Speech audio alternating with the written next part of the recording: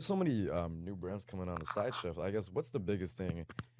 What separates a successful UGC campaign from those that aren't running too well, right? I would say like what separates a good UGC campaign from a bad UGC campaign is like expectations, right? People just set these crazy unrealistic expectations. They see like the Poly Market program, the Whisper Flow program, all these like massive programs that are doing like, you know, between 250 to 500 million views a month.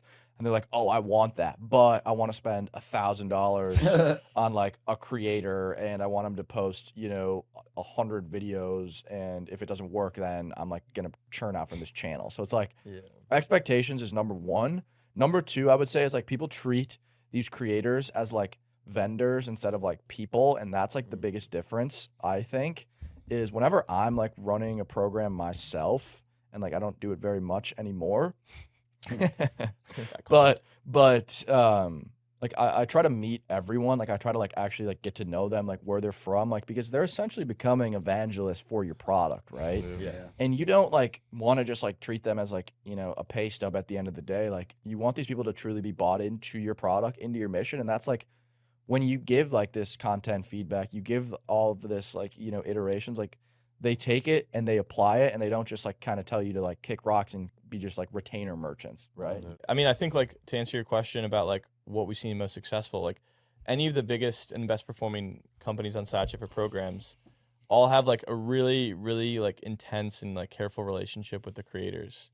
They're intensely like proactive with their creators and like they foster a great community, which you guys have probably done part of when you both worked at Turbo, right? Or you did. That's like the best thing we did at Turbo. Like we'd have like retreats, we have like brunches. Yeah, exactly.